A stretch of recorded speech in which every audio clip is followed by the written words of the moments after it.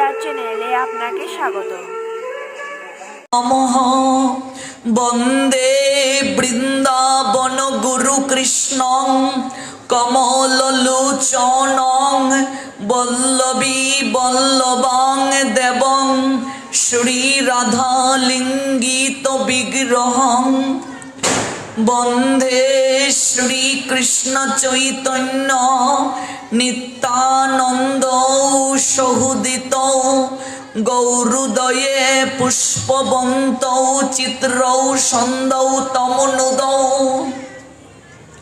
আজানুলম্বিত ভুজৌ কনকাবদাতৌ সংকীর্তনৈক তরৌ কমলায়তাক্ষৌ বিশ্বম্বরৌ দ্বিজবরৌ যুগধর্মপালৌ বন্দে প্রিয় করুণায় অবতারৌ।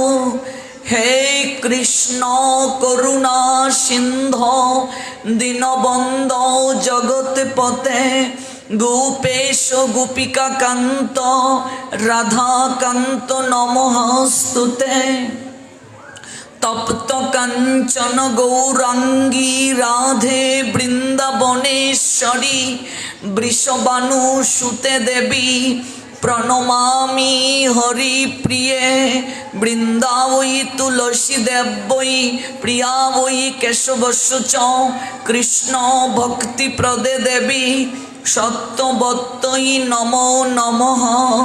শ্রীরূপ শ্রী সনাতন ভট্ট রঘুনাথ শ্রীজীব গোপাল ভট্ট দাস রঘুনাথ এই ছয় গোসাইরি করি চরণ বন্দন যাহা হতে বিঘ্ন নাশ অবিষ্ট পূরণ।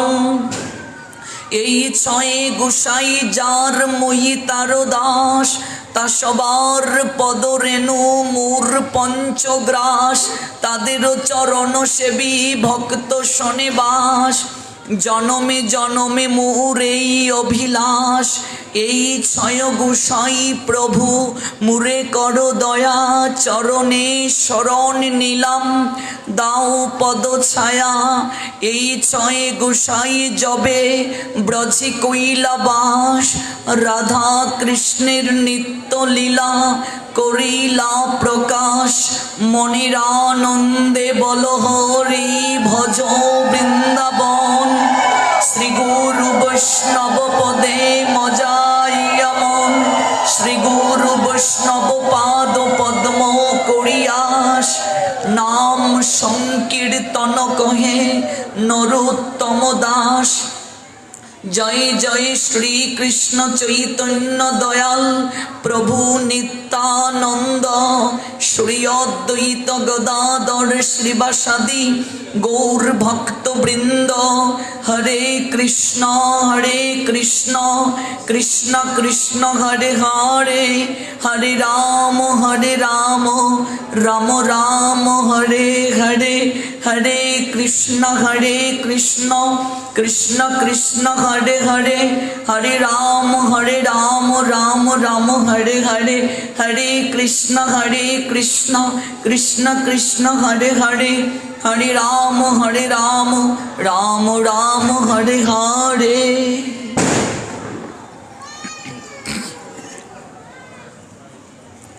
মহাসংযমের মাস দামোদর মাস উপলক্ষে অপ্রাকৃত কৃষ্ণ কথা শ্রবণের ধারাবাহিকতায় আজকে 12তম দিন। সেই 12তম দিনের এই পুণ্য রজনীতে একটা বিশেষ তিথি আজ অমাবস্যা তিথি এবং আজ শুভ দীপাবলি।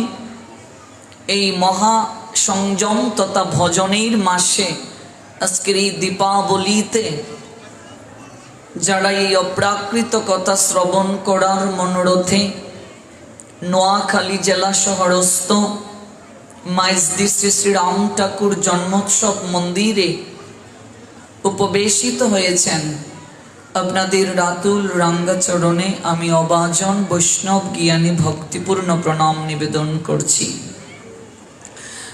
আজ দীপাবলি, দীপাবলির বিশেষ মাহাত্ম্য আমরা শ্রবণ করব। এই দীপাবলি মূলত কি আজকের এই দিনটির বিশেষ মহিমা শাস্ত্র কি বলছেন? কেন এই প্রদীপ জ্বালিয়ে দিতে হয়? অগণিত প্রদীপ জ্বালিয়ে দেয়া হচ্ছে। এই দীপাবলিতে প্রদীপ জ্বালানোর পশ্চাতে কারণ কি আমরা শ্রবণ করব। দীপাবলি এই শব্দটাকে যদি আমরা সন্ধি করি, দীপ যুগ অবলি। দীপ শব্দের অর্থ হচ্ছে আলো, অবলি শব্দের অর্থ হচ্ছে শাড়ি, অর্থাৎ আলোর শাড়ি। অর্থাৎ দীপাবলি মানে হচ্ছে প্রদীপের সমষ্টি। সারি সারিভাবে প্রদীপ আজকের দিনে জ্বালিয়ে দিতে হয়, অন্ধকার দূরীভূত করে আলোর প্রভায় চারিদিক যেন আলোকিত হয়। অন্ধকার মানেই হচ্ছে অশুভ শক্তি। মূলত দীপাবলি হচ্ছে অশুভ শক্তির বিরুদ্ধে শুভ শক্তির প্রভাব প্রজ্বলন। এই দীপাবলি যেন আমাদের প্রত্যেকটা মানুষের হৃদয়ের একটা অনুরণনকে ইঙ্গিত করে, আমাকে অসত্য থেকে সত্যের পথে নিয়ে যাও, আমাকে অন্ধকার থেকে আলোর পথে নিয়ে যাও, আমাকে মৃত্যু থেকে অমরত্বের পথে নিয়ে যাও। আমাদের হৃদয়ের আসরিক প্রবৃত্তি যেন প্রদীপের আলোতে আলোকিত হয়, আমাদের সর্ববিঘ্ন যেন বিনাশ হয়। শুনবো আমরা সেই দীপাবলির বিশেষ মহিমা। চলুন তার পূর্বে সর্ববিঘ্ন বিনাশনকারী ভক্তবৎসল ভগবান শ্রী নৃসিংহদেবের চরণে একটু অঞ্জলি প্রদান করি। ভগবান শ্রী নৃসিংহদেব যেন আমাদের প্রত্যেকের সংসারের যত অমঙ্গল আছে, আমাদের জীবনের যত বিঘ্নতা রয়েছে, সমস্ত বিঘ্নতা যেন ভগবান নৃসিংহ রূপে আমাদের বিনাশ করেন। ওম উগ্রং বীরং মহাবিষ্ণু জ্বলন্তং সর্বতমৌকং নৃসিংহ ভীষণং ভদ্রং মৃত্যু মৃত্যু নমাম্যহং। জয় জয় লক্ষ্মীপতি নৃসিংহ মুরারি মঙ্গল নিলয়ে প্রভু অমঙ্গলহারি। আজ হচ্ছে দেবী লক্ষ্মীর আবির্ভাব তিথি। আজকের এই তিথিতেই ভগবান নারায়ণের সঙ্গে লক্ষ্মীর বিবাহ হয়েছিল। বিবাহেরও আজ তিথি। আমরা শুনবো বিস্তারিত সব ব্যাখ্যা। চলুন আমরা ভক্তবৎসল ভগবান শ্রী নৃসিংহদেবের একটু চরণ বন্দনা করি। সবাই আমার সঙ্গে বন্দনায় অংশগ্রহণ করুন। জয় জয় ভক্তবৎসল ভগবান শ্রী নৃসিংহদেব কি, প্রহ্লাদ মহারাজ কি জয়। নমস্তে নরসিংহায়,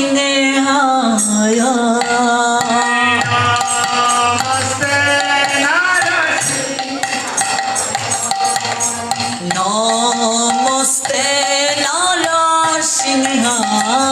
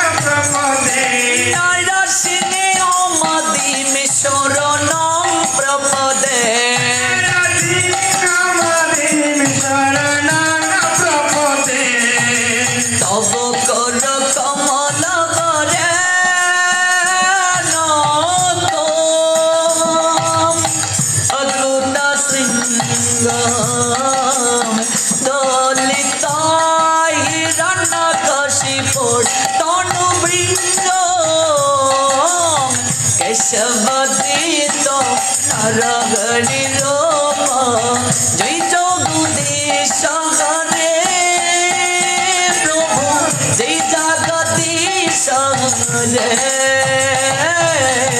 জয় জগদীশ হরে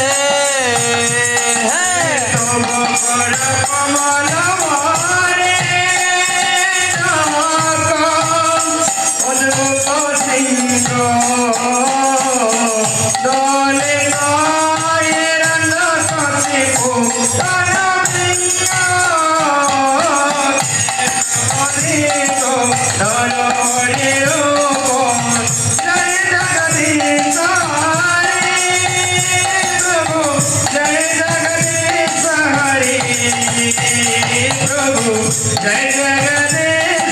हरे जय केशवदृत नरहरि रूप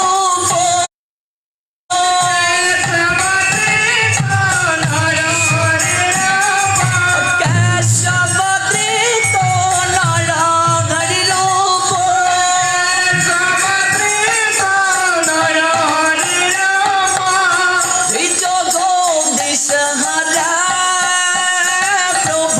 जय जगदीश हरे प्रभु जय जगदीश हरे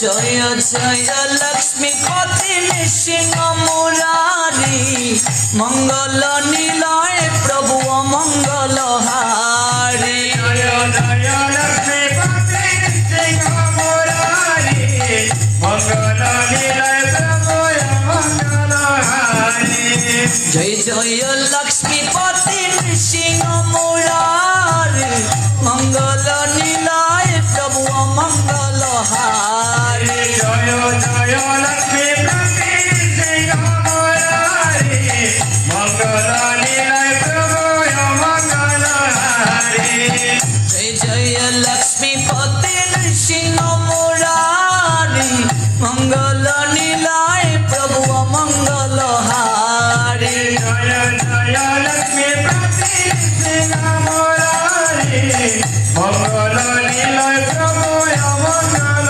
हारी नृसिंहदेव नृसिंहदेव नृसिंहदेव जय नरहरे नृसिंहदेव जय नृसिंहदेव जय नरहरे प्रहलाद महाराज प्रहलाद महाराज प्रहलाद महाराज जय भक्त प्रहलाद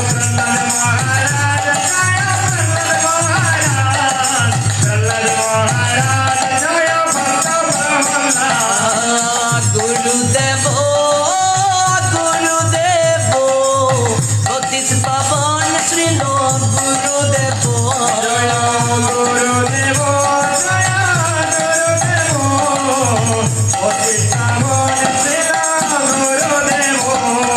परम गुरुदेव जय परम गुरुदेव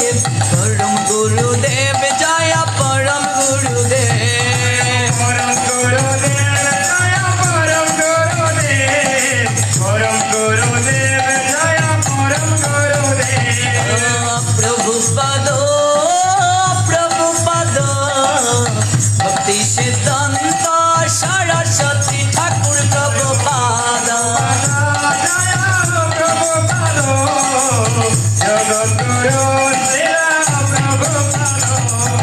गौरा हरि बोले निताई गौरा हरि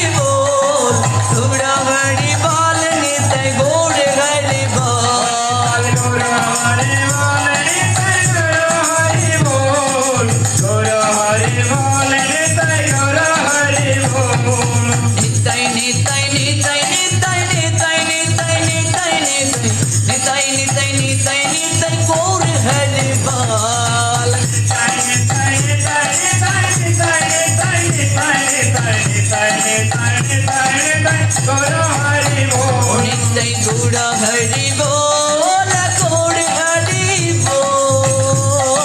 গৌর হরি বল, নিতাই গৌর হরি বল।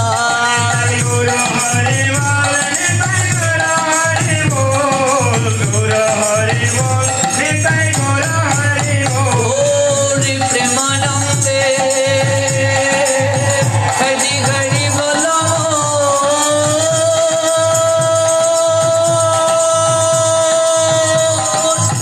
জয় জয়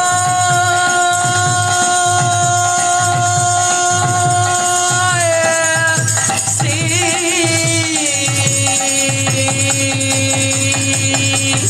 রাধে শ্যাম। শুভ দীপাবলি। আজ বিশেষ লীলা সংগঠিত হয়েছে। শাস্ত্র থেকে আমরা জানতে পারি এই দীপাবলি অনেকগুলো কারণে বিখ্যাত। আমরা ছোটবেলা থেকে দীপাবলিতে বাতি জ্বালিয়েছি, প্রদীপ জ্বালিয়েছি, অনেকে আবার জলের মাঝে প্রদীপ ভাসিয়েও দিয়েছি। দিয়েছ তো মা? কিন্তু কেন দিতে হয় অনেকেই আমরা জানি না। আমরাও ছোটবেলা গাছের মাঝে মোমবাতি জ্বালিয়ে দিয়েছি, সুন্দর করে সাজিয়ে দিয়েছি। তারপর হচ্ছে আঙ্গিনায় প্রদীপ জ্বালিয়ে দিয়েছি, মোমবাতি জ্বালিয়ে দিয়েছি, সব জায়গায় জ্বালিয়ে দিয়েছি। কিন্তু এর যে একটা বিশেষ মহিমা রয়েছে, এর যে একটা তত্ত্ব রয়েছে, এবং আমাদের সনাতন ধর্মের প্রত্যেকটা অনুষ্ঠানের পিছনে একটা তত্ত্ব লুকায়িত। আমরা অনেকেই এই তত্ত্বগুলো জানার চেষ্টা করি না। এই তত্ত্বগুলো যতদিন পর্যন্ত আমরা পূর্ণভাবে না জানব, ততদিন পর্যন্ত এই অনুষ্ঠানের প্রতি যে একটা গভীর মমত্ববোধ, যে একটা শ্রদ্ধাবোধ, সেটা পূর্ণভাবে আসবে না, ধীরে ধীরে হ্রাস পাবে। এই দীপাবলি প্রতিপালনের পশ্চাতে একটা গভীর তত্ত্ববোধ রয়েছে। এই প্রদীপ তথা আলো জ্বালিয়ে দেওয়ার পিছনে অনেক কারণ রয়েছে। মূলত এই দীপাবলি অনুষ্ঠানটা হচ্ছে আসুরিক প্রবৃত্তি বিনাশের পশ্চাতে সুর যারা রয়েছে, দৈবী গুণ রয়েছে, ওই দৈবী গুণের একটা বিদ্রোহ। দৈবী গুণ অসুর প্রবৃত্তিকে বিনাশের জন্য একটা পদক্ষেপ নেওয়া। অন্ধকার মানেই হচ্ছে একটা নেগেটিভ শক্তি। অন্ধকার মানে একটা আসুরিক বৃত্তি। এই আসুরিক বৃত্তিটাকে আমরা কি করছি? আমরা ওই প্রদীপের প্রভা দ্বারা আলোকিত করে দিচ্ছি। তমসায় আচ্ছন্ন পরিবেশকে আমরা প্রদীপের প্রভা দ্বারা আলোকিত করে দিচ্ছি, প্রদীপের সমষ্টি দ্বারা। তো আমরা প্রদীপ জ্বালিয়ে দিই, তার পিছনে অনেক কারণ রয়েছে। তন্মধ্যে আজকের এই আলোচনায় আমরা কয়েকটি কারণ, যতটুকু সময় আছে এর ভিতরে আলোচনা করার চেষ্টা করব। প্রদীপ জলের মাঝে ভাসিয়ে দেয়া হয় পূর্বপুরুষদের নামে এই দিনে, এই তিথিতে। তার কারণ হচ্ছে আমাদের কিছু কিছু পুরাণ শাস্ত্র বলছেন আমাদের পূর্বপুরুষেরা এই অমাবস্যা তিথিতে পরলোকগত স্থান থেকে এই ভুলুকে নেমে আসেন। এই জন্য আমরা উল্কা জ্বালিয়ে দেই, প্রদীপ জ্বালিয়ে দেই, তাদের পথকে আমরা আলোকিত করে দেই। সনাতন শাস্ত্রেও একটা বিশ্বাস করে এবং সনাতনীরা বিশ্বাস করে যে পূর্বপুরুষরা এই লোকে আসেন। আমরা তিথিতে আমরা কি করি? আমরা তর্পণ করি, পূর্বপুরুষদের উদ্দেশ্যে আমরা জল দান করি, হ্যাঁ, এবং আমরা পূর্বপুরুষদের মৃত্যু তিথিকে পালন করি। ওই বিশেষ তিথিতে আমরা তাদেরকে পিণ্ডদান করি, আমরা তাদের আত্মার শান্তি কামনায় বৈষ্ণব সেবা দেই, হরি গুণকীর্তন করি। সনাতনীরা বিশ্বাস করে যে পূর্বপুরুষ যারা চলে গিয়েছেন তাদের অবদান আমাদের জীবনে অনেক রয়েছে, তাদের দ্বারা দেহ পেয়েছি, সমস্ত কিছু পেয়েছি, তাই তাদের প্রতি আমাদের একটা দায়বদ্ধতা রয়েছে। এই জন্য আমরা পূর্বপুরুষদের উদ্দেশ্যে জল দেই, পিণ্ডদান করি, তাদের দিবসীগুলো পালন করে থাকি। কিন্তু এই অমাবস্যা তিথিতে আমরা সনাতনীরা বিশ্বাস করি যে পূর্বপুরুষেরা মর্তলোকে আসেন এবং তাদের আসার পরটা আমরা আলোকিত করে দিই। এটা হচ্ছে একটা কারণ। অন্যতম আরেকটা কারণ হচ্ছে আজকের এই দিনেই ত্রেতা যুগে ভগবান শ্রীরামচন্দ্র দশমুণ্ড রাবণকে বধ করে মা জানকীকে নিয়ে অযোধ্যায় গমন করেছিলেন। আজকের এই দিনে ভগবান শ্রীরামচন্দ্র লঙ্কেশ্বর রাবণকে বধ করে সীতা ঠাকুরানীকে নিয়ে অযোধ্যায় গমন করেছিলেন লক্ষণ সহ। অযোধ্যাবাসী রামচন্দ্রের বিরহে আর্তনাদ করেছিল এতটা দিন, বিরহে তারা ব্যতীত ছিল। আজকে অশুভ শক্তি রাবণ, তার বিনাশ হয়েছে, শুভ শক্তির উদয় হয়েছে। অযোধ্যায় ভগবান শ্রীরামচন্দ্র প্রত্যাগমন করেছেন, তাই প্রজাদের আনন্দের শেষ নেই। প্রজারা লক্ষ লক্ষ প্রদীপ জ্বালিয়ে দিয়েছে ভগবান শ্রীরামচন্দ্রের আগমনে আনন্দে। আমরা এই যে দীপাবলি উৎসব পালন করছি, এটা মূলত ভগবান শ্রীরামচন্দ্রের বিজয় উৎসব। রাবণ বধ হয়েছে আজকের দিনে। ভগবান শ্রীরামচন্দ্র রাবণ বধের পর অযোধ্যায় ফিরেছেন।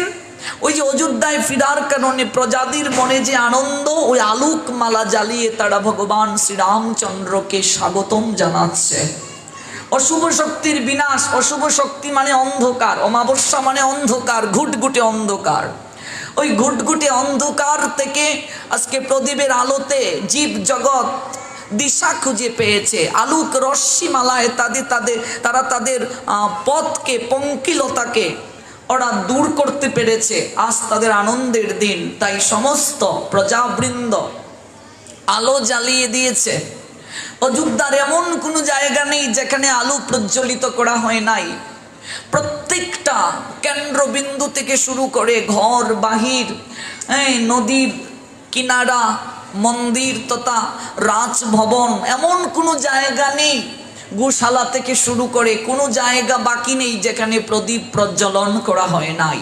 সমস্ত জায়গায় প্রদীপ প্রজ্বলন করে দিয়েছে প্রজারা। এই প্রদীপ প্রজ্বলনের পিছনে অনেকগুলো তত্ত্ব রয়েছে।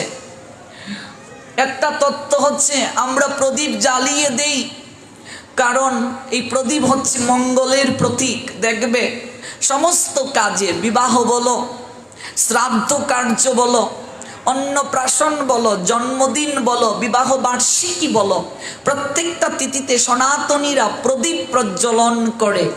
ভগবানের উদ্দেশ্যে তারা প্রদীপ প্রজ্বলন করে, প্রদীপ দ্বারা আরতি করে। কেন মা? তার কারণ ভগবান দুজন দেবতাকে পরিশুদ্ধতার অধিকার দিয়েছেন। একজন হচ্ছেন অগ্নি দেবতা, একজন হচ্ছেন বরুণ দেবতা। বরুণ হচ্ছেন জলের দেবতা আর অগ্নি উত্তাপ প্রদান করেন আমাদের। আর ইন্দ্র হচ্ছেন বৃষ্টির দেবতা। ওই যে আগামীকাল অন্নকূট মহোৎসব, আমরা অন্নকূটের মহিমা শুনবো আগামীকাল, যে অন্নের পাহাড় হয়েছিল। দেবরাজ ইন্দ্র কুপিত হয়ে 7 দিন 7 রাত্রি বৃষ্টি বর্ষণ করেছিলেন। ভগবান কনিষ্ঠ অঙ্গুলি দ্বারা গিরি গোবর্ধনকে তুলে রেখেছিলেন। ইন্দ্র হচ্ছেন বৃষ্টির দেবতা। জলের দেবতা বরুণ আর অগ্নি। এই অগ্নিকে আর বরুণকে ভগবান পরিশুদ্ধতার অধিকার দিয়েছেন। অগ্নি যদি কাউকে স্পর্শ করে সঙ্গে সঙ্গে তিনি পবিত্র হয়ে যান। এই যে আমরা আরতি করার পর দেখবেন সেই পঞ্চপ্রদীপে আমরা কি করি? স্পর্শ করি। আপনারা জানেন কি না আমি জানি না, প্রদীপ স্পর্শ করে প্রথম কোন জায়গায় স্পর্শ করতে হয়? চোখের মাঝে স্পর্শ করতে হয়। মনে রাখবেন, এই চোখ যতদিন পর্যন্ত উন্মিলিত না হবে, এই দৃষ্টি যতদিন পর্যন্ত দিব্য দৃষ্টিতে নিবদ্ধ না হবে, ততদিন পর্যন্ত দিব্যময় ভগবানকে দর্শন করা সম্ভব নয়। এই জন্য পঞ্চপ্রদীপ তথা যে প্রদীপ দিয়ে আরতি করা হবে, সেই প্রদীপে হাত স্পর্শ করে প্রথমে চোখের মাঝে দিতে হয়, তারপর মস্তক থেকে সর্বাঙ্গে দিতে হয়। শরীর পবিত্র হয়ে যায় অগ্নি স্পর্শ করলে। আমরা জন্মদিনে, বিবাহ বার্ষিকীতে, সমস্ত কিছুতে আমরা প্রদীপ জ্বালিয়ে দেই, কারণ আমরা প্রার্থনা করি প্রদীপ জ্বালিয়ে আমাদের জীবন যেন প্রদীপের আলোর মতো আলোকিত হয়। কিন্তু সনাতনীরা তত্ত্ব না জেনে, শাস্ত্র না জেনে, পাশ্চাত্যবাসীদেরকে অনুসরণ করে অনেক সময় দেখা যায় জন্মদিনে, বিবাহ বার্ষিকীতে ওরা মোমবাতি জ্বালায়, তারপর ফু দিয়ে নিভিয়ে দেয়, তাই তো? হ্যাপি বার্থডে টু ইউ বলে হাতে তালি করে প্রদীপ নিভিয়ে দেয়। এটা সবচেয়ে বড় অপরাধ, সবচেয়ে বড় পাপ। মনে রাখবেন, জন্মদিনে প্রদীপ নিভিয়ে দেওয়ার মতো পাপ আর কিছু হতে পারে না, অপরাধ হতে পারে না। বিবাহ বার্ষিকীতে মোমবাতি নিভিয়ে দেওয়ার মতো পাপ আর কিছু হতে পারে না। মূলত মোমবাতি জ্বালানো এটা আমাদের সনাতন কৃষ্টি নয়, এটা হচ্ছে খ্রিস্টানদের সংস্কৃতি। মোমবাতি সনাতনীদের কৃষ্টি নয়। সনাতনীদের কৃষ্টি হচ্ছে ঘৃত প্রদীপ, ভালো করে জেনে যান। ঘিয়ের প্রদীপ হচ্ছে সনাতনীদের সংস্কৃতি। এই জন্য আপনার সন্তানের যদি 10তম জন্মদিন হয়, 10টা ঘিয়ের প্রদীপ ভগবানের উদ্দেশ্যে জ্বালিয়ে দেবেন। এই জ্বালানোর মানে কি? আমার সন্তানের জীবন যেন ওই প্রদীপের আলোর মতো আলোকিত হয়। আপনার যদি 5তম বিবাহ বার্ষিকী হয়, 5টা প্রদীপ জ্বালিয়ে দেবেন। মনে রাখবেন, জন্মতিথি, মৃত্যুতিথি আর বিবাহ বার্ষিকী এই দিনগুলোকে বিশেষ মর্যাদার সঙ্গে পালন করা উচিত। বিবাহ বার্ষিকী অনেক গুরুত্বপূর্ণ, কারণ এই দিনে অগ্নিকে সাক্ষী রেখে আমরা কি করেছি? একজন ভজন সঙ্গিনী গ্রহণ করেছি, 7 পাক দিয়ে ভগবানকে ভজনা করব বলে কমিটমেন্ট করেছিলাম। কাজে বিবাহ বার্ষিকীটা প্রত্যেকের জীবনে পালন করা উচিত। এই বিবাহ বার্ষিকীতে, তারপর জন্মদিনে ভালো ভালো রান্না করে ভগবানকে ভোগ লাগাতে হয়, কিন্তু আমরা তো উল্টু। বিবাহ বার্ষিকীতে, জন্মদিনে বিভিন্ন খাবার দাবার মানুষকে নিমন্ত্রণ করে খাওয়াই, আশীর্বাদ করবে আমার ছেলেটা যেন ভালো থাকে। অন্তত যিনি আমাদেরকে ভালো রাখবেন সেই ভগবানের কপালে কিছুই জুটে না, তাহলে ভালো থাকবো কি করে? বিবাহ বার্ষিকী যদি 5তম হয়, 5টা তুমি মোমবাতি জ্বালিয়ে তারপর কেক কাটলে, ফু দিয়ে নিভিয়ে দিলে, তার মানে কি? তোমাদের দাম্পত্য জীবন এই জায়গাতেই নিভে যাক, অন্ধকার হয়ে যাক, তাই তো? সন্তানের জীবন অন্ধকারময় হয়ে যাক, ফু দিয়ে নিবাচ্ছি। কারণ খ্রিস্টানরা এই কাজ করে, সিরিয়াল দেখে দেখে আমরা এইগুলো পালন করি, তত্ত্ব বুঝি না। খ্রিস্টানরা কেন নিবায়, তার পিছনে তাদের একটা কারণ আছে। আমরাও সিরিয়াল দেখে দেখে মোমবাতি নিবাই, প্রদীপ নিবাই। বিষয়টা এমন না, এটা পাপ। সনাতন শাস্ত্র একটা আধ্যাত্মিক চেতনা দেয়। আমাদের উপনিষদ বলছে, হে প্রভু, তুমি আমাকে অন্ধকার থেকে আলোর পথে নিয়ে যাও। হে প্রভু, তুমি আমাকে অসত্য থেকে সত্যের পথে নিয়ে যাও।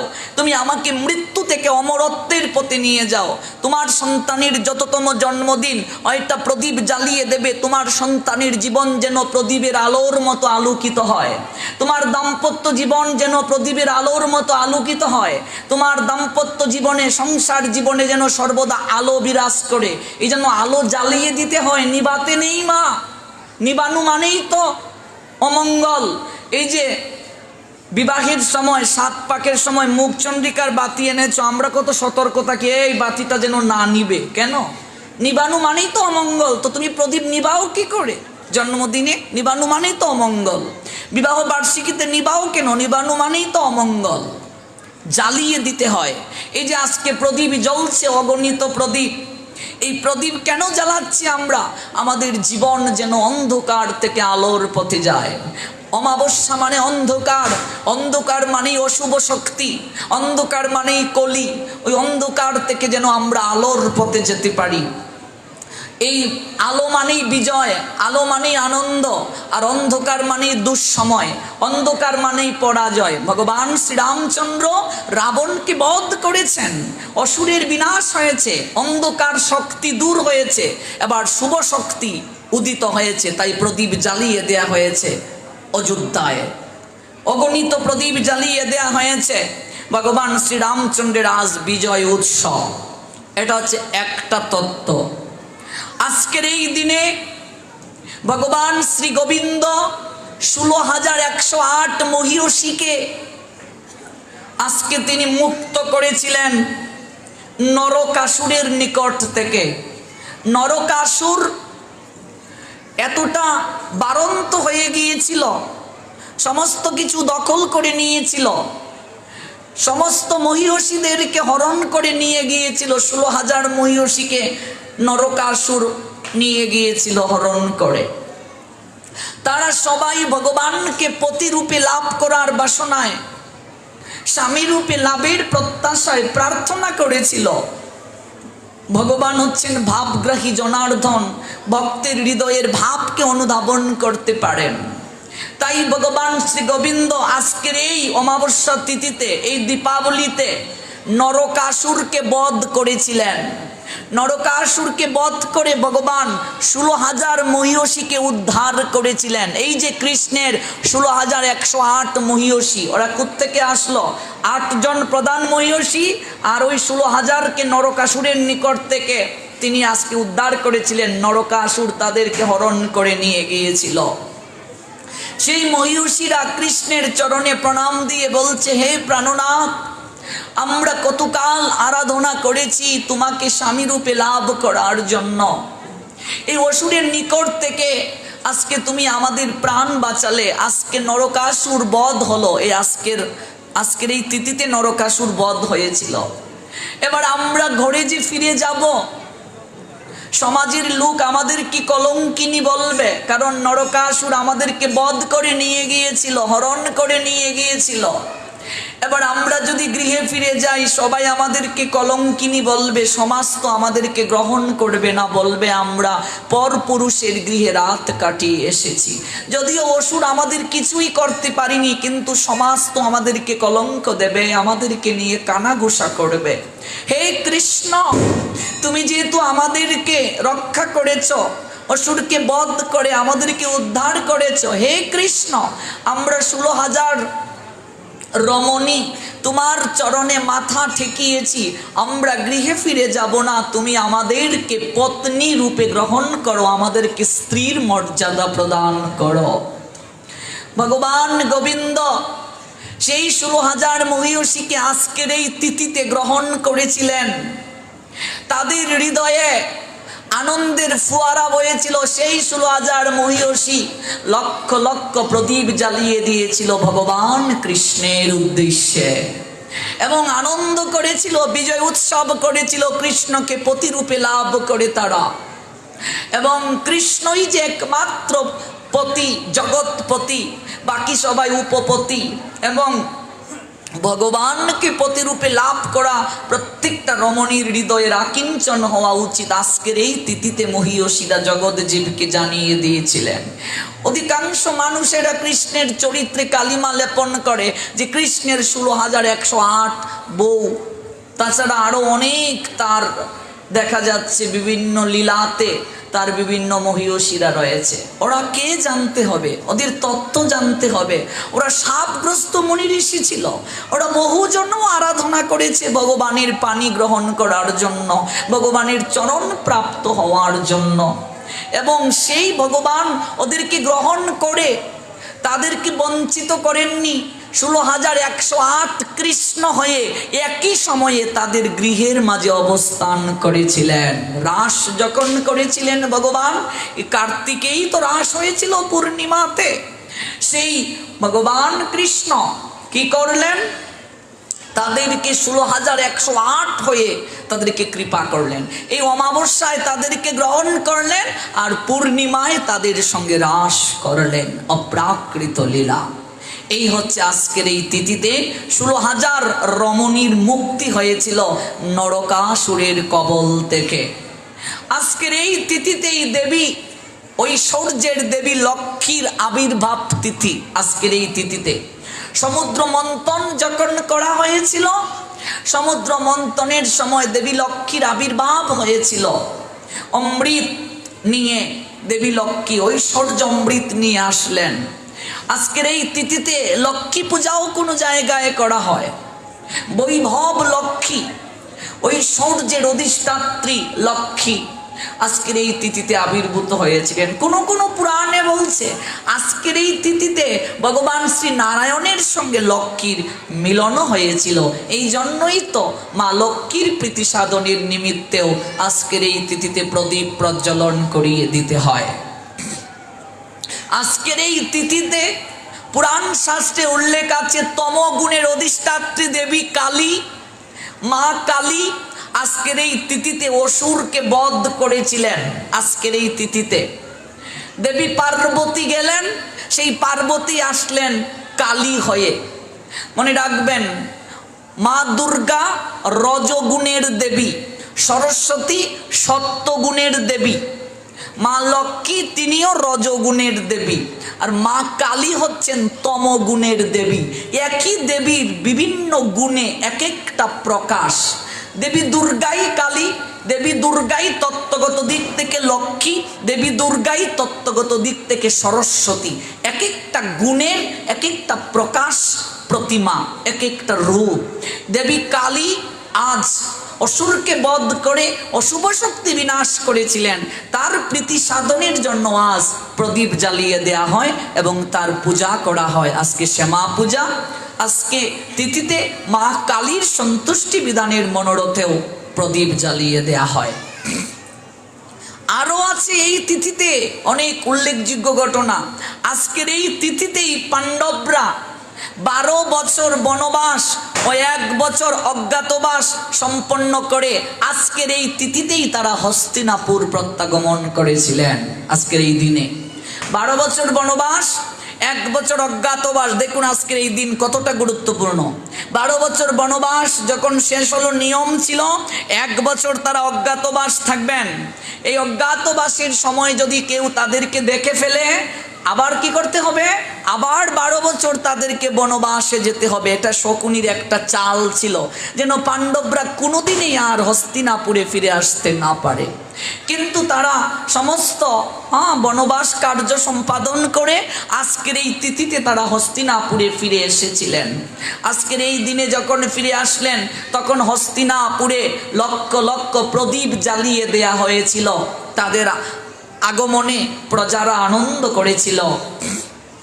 এবং আজকের এই তিথিতেই দ্রৌপদী ভগবান কৃষ্ণের সখ্য প্রেমের প্রতি অপার অপার মমত্ব, অপার প্রীতি বর্ষণ করেছিলেন প্রদীপ প্রজ্বলন করে।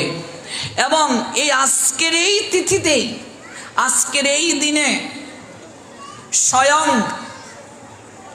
ভগবান শ্রী বামন রূপে যখন বলি মহারাজকে সপ্ত পাতালের মাঝে একটা হচ্ছে সুতলে যখন প্রেরণ করেছিলেন, তখন সমস্ত প্রজাবৃন্দগণ কান্নায় ভেঙ্গে পড়েছিল যে আমরা মহারাজকে ছাড়া কি করে থাকব। তখন ভগবান বামনদেব প্রজাদের সেই চোখের অশ্রু নিবৃত্তির জন্য সহ্য করতে না পেরে একটা বর দিয়ে বলেছিলেন, প্রত্যেক এই অমাবস্যা তিথিতে, এই দীপ আলোক তিথিতে বলি মহারাজ 1 দিনের জন্য সুতল থেকে ওই মর্তলোকে আবার ফিরে আসবেন। অর্থাৎ বলি মহারাজ আজকের এই তিথিতে তিনি সুতল থেকে এই ভুলুকে নেমে আসেন এবং সমস্ত প্রজাবৃন্দ সেই বলি মহারাজের আগমনে লক্ষ লক্ষ প্রদীপ প্রজ্বলন করেন। সেই বলি মহারাজের স্ত্রী, যার নাম কি বৃন্দাবলী, সেই বৃন্দাবলী তিনি স্বয়ং বামন দেবের বর পেয়েছিলেন আজকের এই তিথিতে। চলুন আমরা একটা লীলা আস্বাদন করি। অনেক মহিমা তো আছে, কেবল শুধু সংক্ষেপে বিশেষ তিথিগুলোকে উল্লেখ করলাম। আর আমরা একটা লীলা সাধন করি। সেই আজকের এই তিথিতে বলি মহারাজ কি করে কৃপা পেয়েছিলেন, বৃন্দাবলী বলি মহারাজের স্ত্রী, সেই বৃন্দাবলীকে আজকের এই তিথিতেই ভগবান বামনদেব আশীর্বাদ দিয়েছিলেন। আজকের এই তিথিতে ভগবান কৃষ্ণের সন্তুষ্টি বিধানের জন্য প্রদীপ প্রজ্বলন করেছিলেন। বামনদেব ভগবান কৃষ্ণেরই তো অবতার, তার সন্তুষ্টির জন্য প্রদীপ জ্বালিয়ে দেয়া হয়েছিল। অশুভ শক্তির বিনাশের জন্য এই প্রদীপ প্রজ্বলন করে দেয়া হয়। এই প্রদীপ আমাদের হৃদয়ের অন্ধকার প্রকোষ্ঠে প্রভার বীজ বপন করে, ধীরে ধীরে অঙ্কুরিত করে, পল্লবিত করে, পুষ্পিত করে। এবং আজকের এই তিথিতে মনে রাখবেন, প্রদীপ প্রজ্বলনের সঙ্গে সঙ্গে গৃহ থেকে অলক্ষ্মী বিদায় হয়, লক্ষ্মীর আগমন হয়। আজকের এই তিথিতে যে গৃহে অন্ধকার থাকে, আজকের এই তিথিতে যারা প্রদীপ প্রজ্বলন করে না, যাদের গৃহে শঙ্খ বাজে না, উলুধ্বনি হয় না, হরিধ্বনি হয় না, তাদের গৃহে কখনো লক্ষ্মীর আগমন হয় না। কাজেই প্রত্যেকের গৃহ থেকে অলক্ষ্মী দূর হয়ে লক্ষ্মীর আবির্ভাব হোক। জয় জয় নিতাই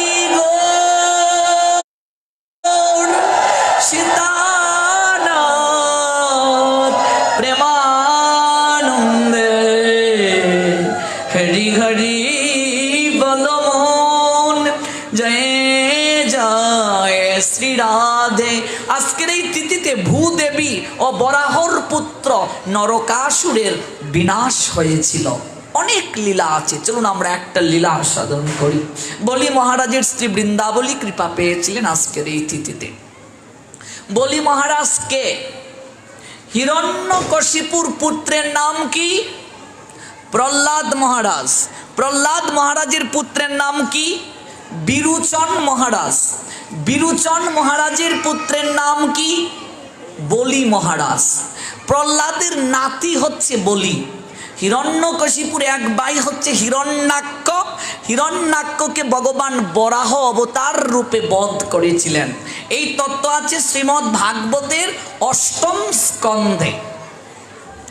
ভগবান বরাহ অবতারে হিরণ্যকশিপুর ভাই হিরণ্যাক্ষকে যখন বধ করলেন, এরপরই হিরণ্যকশিপু বেপরুয়া হয়ে উঠেছিলেন ভ্রাতৃ হত্যার প্রতিশোধ নেয়ার জন্য। কিভাবে সেই হত্যার প্রতিশোধ নেওয়া যায়, তাই তিনি ব্রহ্মার আরাধনা করতে শুরু করেছিলেন। কঠিন থেকে কঠিন আরাধনা, যে আরাধনায় সমস্ত আকাশ বাতাস কম্পিত হয়ে উঠেছিল। অগ্নি কুণ্ডলী করে মাথাকে নিচের দিকে দিয়ে, পা দুটো উপরের দিকে দিয়ে এমন কঠিন আরাধনা শুরু করলেন। স্বয়ং ইন্দ্র ভাবলেন হয়তো আমার পদ কেউ নিয়ে যাবে, ব্রহ্মা ভাবলেন আমার পদ হারিয়ে যাবে। সবাই ভীত সন্ত্রস্ত হয়ে উঠলেন। এত কঠিন আরাধনায় ব্রহ্মা তাকে দর্শন দিয়েছিলেন। হিরণ্যকশিপু তার হৃদয়ে একটা ইচ্ছে ছিল। ইচ্ছেটা কি? ইচ্ছেটা হচ্ছে ভগবান বিষ্ণুকে বিনাশ করা। এই জন্য ব্রহ্মার আরাধনা করলো। অথচ তার এই জ্ঞান ছিল না যে যার আরাধনা সে করছে সেই ব্রহ্মাও স্বয়ং ভগবান বিষ্ণুর স্তব করে, স্তুতি করে। ব্রহ্মা সন্তুষ্ট হয়ে বললেন, খুব সংক্ষেপে বলছি, পুত্র তুমি আমাকে কেন ডাকছো? বলছেন, হে ব্রহ্মদেব, আমি আপনাকে স্মরণ করেছি, আপনি আমাকে বর প্রদান করুন, আপনি আমাকে অমরত্বের বর প্রদান করুন। ব্রহ্মা বলছেন, পুত্র আমি কি করে তোমায় অমরত্বের বর দেব? আমি নিজেই তো অমর না। ব্রহ্ম ভুবনাৎ লুকা পুনঃ আবর্তিন অর্জুন মাম উপেত্ত কোন্তেয় পুনর্জন্ম নবিদ্যতে। ব্রহ্মলোকে গেলেও আমাদের ফিরে আসতে হয়, আমি কি করে তোমাকে বর দেব? হিরণ্যকশিপু ভাবছেন ব্রহ্মা বর দিতে পারেন কিন্তু দিচ্ছেন না, কৌশলে তার নিকট থেকে বর নিতে হবে। ব্রহ্মা বলছেন, পুত্র তুমি অমরত্বের বর ছাড়া যে বর চাইবে তোমাকে তাই দেব, যতগুলো বর চাইবে ততগুলো বর তোমাকে দেব। তাহলে আমাকে এমন বর প্রদান করুন যেন কোনো দেবতার দ্বারা আমার মৃত্যু না হয়, বললেন তথাস্তু। কোনো অসুরের দ্বারা যেন মৃত্যু না হয়, তথাস্তু। কোনো পশু পাখির দ্বারা যেন আমার মৃত্যু না হয়, তথাস্তু। কোনো অস্ত্রের আঘাতে যেন মৃত্যু না হয়, তথাস্তু। দিনে যেন মৃত্যু না হয়, তথাস্তু। রাতে যেন মৃত্যু না হয়, তথাস্তু। জলের মাঝে যেন মৃত্যু না হয়, তথাস্তু। আকাশে যেন মৃত্যু না হয়, তথাস্তু। ভূমিতে যেন মৃত্যু না হয়, তথাস্তু। ঘরে যেন মৃত্যু না হয়, তথাস্তু। বাহিরে যেন মৃত্যু না হয়, তথাস্তু। কোনো দক্ষ রাক্ষস, মানব, পশু পাখি, কীট পতঙ্গ কারো দ্বারা যেন আমার মৃত্যু না হয়, বললেন তথাস্তু। আরও কিছু আছে?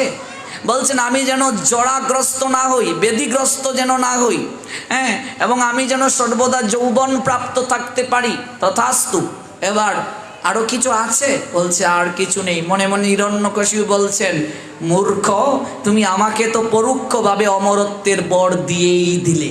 দেবতার দ্বারা মৃত্যু হবে না, মানুষের দ্বারা মৃত্যু হবে না, পশু পাখি কীট পতঙ্গের দ্বারা, রাক্ষসের দ্বারা মৃত্যু হবে না, ঘরে মৃত্যু হবে না, বাহিরে মৃত্যু হবে না, অস্ত্রের আঘাতে মৃত্যু হবে না, দিনে মৃত্যু হবে না, রাতে মৃত্যু হবে না, আকাশে মৃত্যু হবে না, মাটিতে মৃত্যু হবে না, পাতালে মৃত্যু হবে না, কোথাও মৃত্যু হবে না। আমার মৃত্যুটা হবে কিভাবে?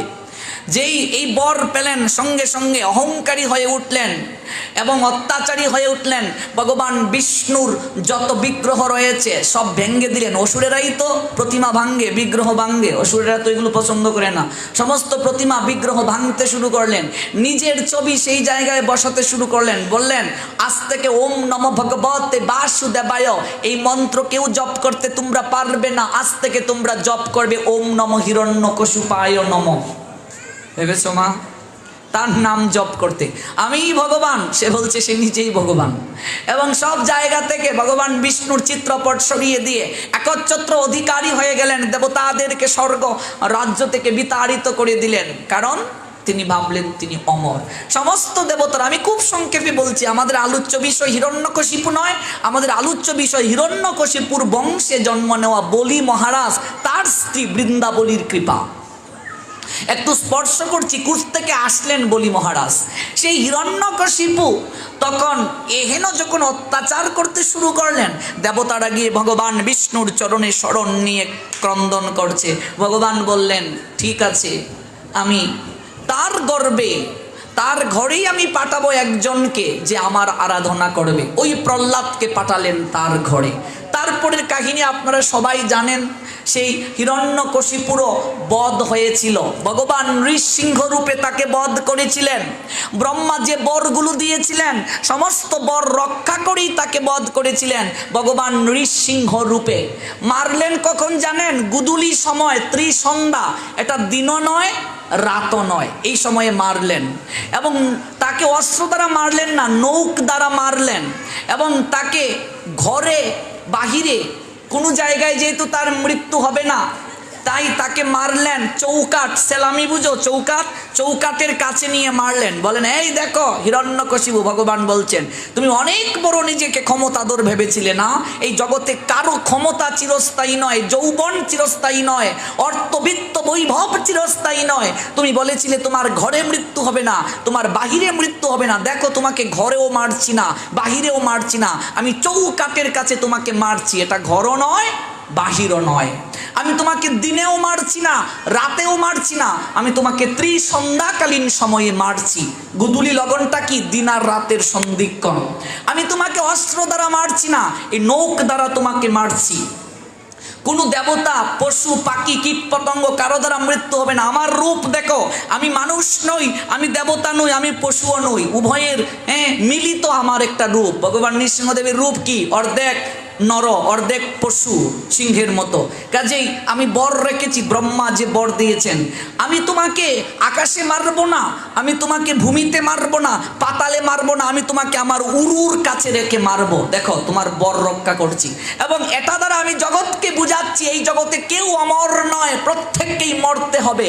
এই দুদিনের ক্ষমতায় ক্ষমতাধর হয়ে এত অহংকারী হইও না, তোমাকে মরতে হবে।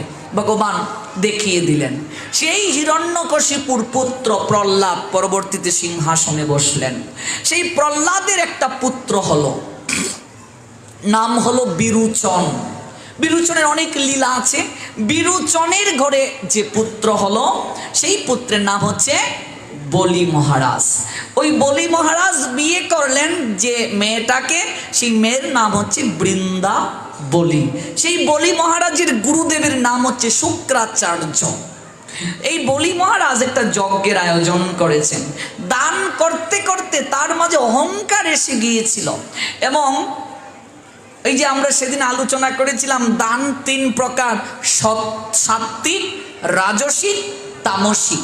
কিছু দান আছে লোক দেখানো দান। তো উনি দান করতে করতে অত্যধিক তিনি অহংকারী হয়ে গিয়েছিলেন এবং তিনি দেবতাদের রাজত্ব দখল করে নিয়ে গিয়েছিলেন। তাই ভগবান বামন রূপে আবির্ভূত হয়ে বলির দর্পকে চূর্ণ করার জন্য সেই যজ্ঞের মাঝে তিনি অতিথি হলেন। যখন যজ্ঞে গেলেন, ছোট্ট বামন তো একেবারে ছোট, আসিয়াছি মহারাজ ভিক্ষার কারণে, তব সম দাতা নাই শুনিয়া ভুবনে। হে মহারাজ, আমি এই ভুবনে শুনলাম আপনার মতো নাকি দাতা কেউ নাই, যে আপনার নিকটে যা চায় আপনি তাকে তাই প্রদান করেন। আমি এই তত্ত্ব শুনে আপনার নিকটে আমি এসেছি। এবার আপনি তো প্রহ্লাদ মহারাজের বংশে আবির্ভূত হয়েছেন। আপনার বংশে আপনার দাদু প্রহ্লাদ, যার কথায় ভগবান স্বয়ং পরাভূত, কারণ প্রহ্লাদের প্রেমের শক্তিতে ভগবান বাধা ছিলেন। আপনি সেই বংশে জন্ম নিয়েছেন, আপনার বংশের গুণকীর্তন কত করব। ভগবান যখন বলছেন এই কথাগুলো, প্রশংসা শুনলে তো মানুষ আনন্দ পায়। বলি মহারাজ খুব আনন্দিত হচ্ছেন। কল্পতরু দানে তুমি শুনি দৈত্যপতি, ভিক্ষায় এসেছি আমি তব নিবসতি। বামনের মিষ্ট বাক্য মহাভক্ত বলি, প্রেমেতে পুরিল দেহ ভক্তি রসে গলি।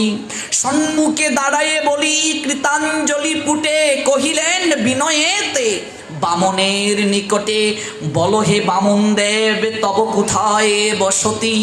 সর্বত্র থাকি আমি শুনো দৈত্যপতি, আমি সব জায়গায় থাকি। শুক্রাচার্য তিনি তো গুরুদেব, সব জায়গায় থাকেন। একটু গন্ডগোল মনে হচ্ছে কথাটা। ভগবান ছাড়া তো কেউ সব জায়গায় থাকার কথা না, গুরুদেব তো অন্তর্যামী, বুঝতে পারলেন। আর বলি মহারাজকে তো প্রশংসা করেছে, সে আর এইদিকে নাই। সে এত প্রশংসা শুনে গলে গেছে। বলছেন কোথায় থাকো তুমি? বলছে আমি সব জায়গায় থাকি। তার গুরুদেব বলি মহারাজের গুরুদেব শুক্রাচার্য তিনি থাকিয়ে বলছেন, বলে কি সব জায়গায় থাকে? সব জায়গায় তো ভগবান বিষ্ণুই থাকে, বিষ্ণু ছাড়া তো সব জায়গায় কেউ থাকে না, তাকে সর্ববিরাজমান বলে। আচ্ছা তাহলে ঠিক আছে, তুমি সব জায়গায় থাকো, তুমি আমার কাছে এসেছো ভিক্ষার জন্য, বলো তুমি কি চাও? গ্রাম লহ, ধন লহ, লহ দ্বীপ দেশ, যাহা চাহিবে আমি তাহাই দিব সবিশেষ। তুমি গ্রাম চাও, নগর চাও, রাজত্ব চাও, স্বর্ণ চাও, অলংকার চাও, হীরা মণি মুক্তা, কি চাও বলো, যা চাইবে তাই তোমাকে দেব। সুবর্ণের শৃঙ্গ খুর লহ লক্ষ গাবি, অথবা মাগিয়া লহ এই সমস্ত পৃথিবী। সর্বস্ব চাহিলে আমি দেব তব শ্রী চরণে। শুনি ভগবান কহেন বলির সদনে, শুনো হে দৈত্যপতি, এত কিছু আমার প্রয়োজন নেই, তুমি সব দিতে পারো, আর আমি লব নাই। 3 পদ ভূমি বিনা আর কিছু তব কাছে না চাই। তুমি দিতে পারো, আমি জানি অনেক তোমার আছে, কিন্তু আমি এত কিছু চাই না। আমি নগর, রাষ্ট্র, রাজ সিংহাসন, গাভী, হীরা মণিমুক্তা, আমি কিচ্ছুটি চাই না। আমি তোমার নিকটে এসেছি 3 পা রাখার ভূমি ভিক্ষা চাওয়ার জন্য। 3টা পা রাখার যে জায়গা, ওই জায়গাটা আমি তোমার কাছে চাইতে এসেছি। কথাটা শুনে বলি মহারাজ হাসতে শুরু করলেন। মাত্র 3 পা রাখার জায়গা তুমি আমার কাছে চাও? আরে আমি মহাদাতা বলি, এই জগতের বুকে আমার কাছে যে যা চাইছে আমি কোনোদিন তার ইচ্ছেকে অপূরণ রাখি না, আমি সব কিছু দিয়ে দেই। এই দেখুন অহংকার কাকে বলে। মাত্র 3 পা রাখার জায়গা চাইছো আমার কাছে? আরে বামন, তুমি তো একটা ছোট্ট বামন। হ্যাঁ, তুমি 3 পা রাখার জায়গা চাচ্ছ। এই 3 পা রাখার জায়গা না এতটুকুই হলো? হ্যাঁ, 3 পা রাখার মাত্র জায়গা। কথা শুনি হ্যাঁ, হাসতে শুরু করলো। ক্ষুদ্র চরণের 3 পদভূমি লয়ে কি করিবে হে বামন বল প্রকাশিয়ে। হে বামন, এই ছোট্ট 3টা পার জায়গা নিয়ে তুমি কি করবে? বামন বলেন, অহে শুনো দৈত্যপতি, বসিয়ায় আমি তপস্যা করিব, বলি বলে প্রভু আমি তবে তাই তোমায় দেব। তপস্যা করবে? ঠিক আছে, যাও 3 পা রাখার জায়গা আমি তোমাকে দেব। গুরুদেব শুক্রাচার্য এসে বলিকে বলছে, বাবা এই বামনকে তুমি 3 পা রাখার জায়গা দিও না, আমি তোমার গুরু হই। শিষ্যের ভালো মন্দ বিচার বিশ্লেষণ করার দায়িত্ব গুরুর উপর পড়ে। এই বামন সাধারণ কেউ নয়। আমার প্রথমেই সন্দেহ হয়েছে, তুমি একটু অপেক্ষা করো, আমি ধ্যানের মাধ্যমে আমি উপলব্ধি করে দেখি ওই বামনের স্বরূপ কি। এই কথা বলে দৈত্য গুরু শুক্রাচার্য ধ্যান করতে বসলেন। ধ্যানের মাধ্যমে দেখলেন এই বামন তো সাধারণ কেউ নয়, ভগবান বিষ্ণু এসেছে ছদ্মবেশ ধারণ করে বামন রূপে। সঙ্গে সঙ্গে ধ্যান থেকে উঠে বলছে, পুত্র বলি তুমি এই বামনকে 3 পা রাখার জায়গা দিও না, তুমি সর্বশান্ত হয়ে যাবে। 3 পদ ভূমি দান তুমি যদি দিবে, 1 পদে সপ্তদ্বীপা পৃথিবী লইবে, অন্য পদে 7 স্বর্গ করিবে গ্রহণ, তখন বলি তোমার ঘটিবে দুর্দশা বন্ধন। 1 পা দিয়ে সপ্তদ্বীপ পৃথিবীকে সে দখল করে নেবে, আরেক পা দিয়ে 7 স্বর্গকে সে দখল করে নেবে। আর আমি ধ্যানের মাধ্যমে আমি উপলব্ধি করলাম তোমাকে বন্ধন করে সে সুতলে নিয়ে যাবে, বান্ধিয়া রাখিবে দৈত্য তোমায় সুতল ভিতরে, এবং দেবরাজ ইন্দ্রের রাজ্য দিবে স্বর্গপুরে। ধ্যানেতে জানিয়া ধ্যান বাঙ্গি শীঘ্র গতি, বলিরে ডাকিয়া কহেন দৈত্য রাজাপতি। তুমি এই কার্য করিও না, তুমি সম্মুখে দাঁড়াইয়ে যিনি বামন আকৃতি, সামান্য বামন নন, বলি সে যে গোলকের পতি। ও সাধারণ কেউ নয়, ও গোলকপতি নারায়ণ। কথাটা যখন শুনলেন বলি মহারাজ বললেন, গুরুদেব আপনার মতো গুরুদেব পাওয়া আমার বহু জন্মের সৌভাগ্য।